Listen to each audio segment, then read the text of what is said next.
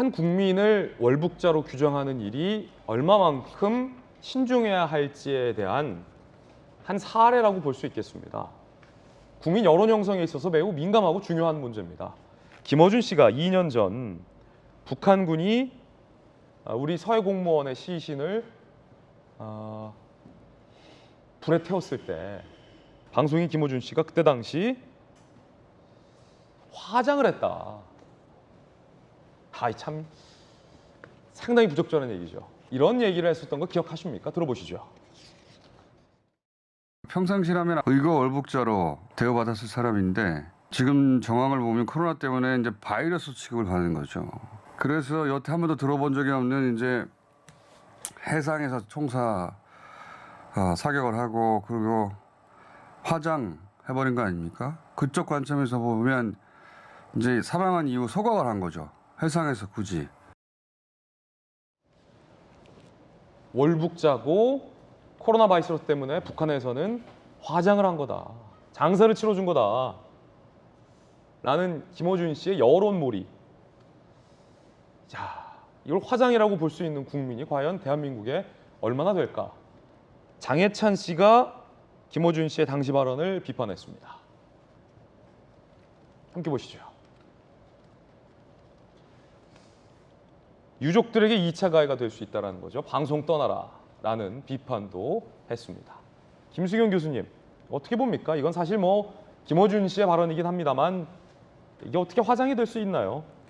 화장이라는 거는 보통 장례를 치르는 하나의 방식이기 때문에 화장을 치렀다는 건 적절한 표현이 아니죠. 엄연히 우리 공무원을 북한 측에서 죽였고 시신을 불태워서 굉장히 끔찍하게 한 민간인을 이제 죽인 사건이기 때문에 화장이라는 말은 정말 부적절합니다. 그리고 그 월북이라는 것을 너무나 단정적으로 방송에서 설명하고 있고, 물론 정부가 월북으로 판단된다고 발표했기 때문에 김어준 씨도 그렇게 이야기를 했겠습니다만, 이 월북 가능성에 대해서는 정말 신중하게 이야기해야 됨에도 불구하고 그 사건이 이루어진 게 결국은 월북을 했고, 그런데 북한이 코로나 때문에 너무 걱정을 한 나머지 시신을 화장했다, 이런 식으로 굉장히 부주의하게 이야기를 해서 결국은 이제 그 유가족들에게 정말 씻을 수 없는 상처를 계속해서 이제 주고 있는 건데요.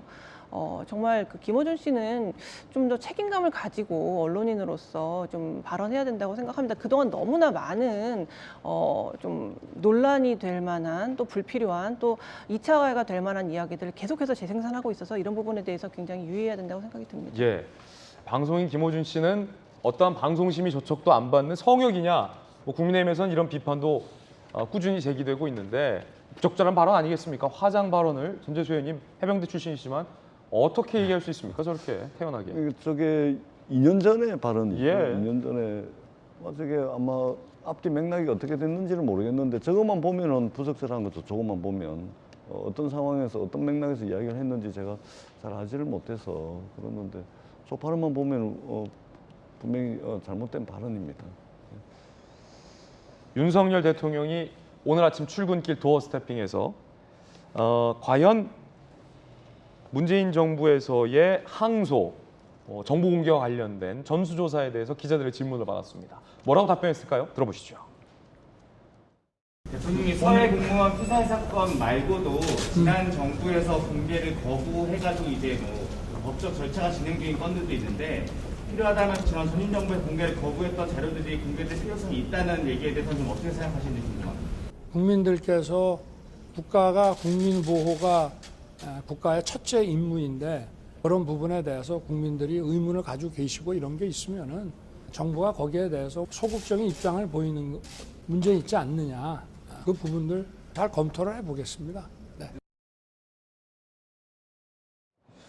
윤석열 대통령의 이야기까지 들어보셨습니다.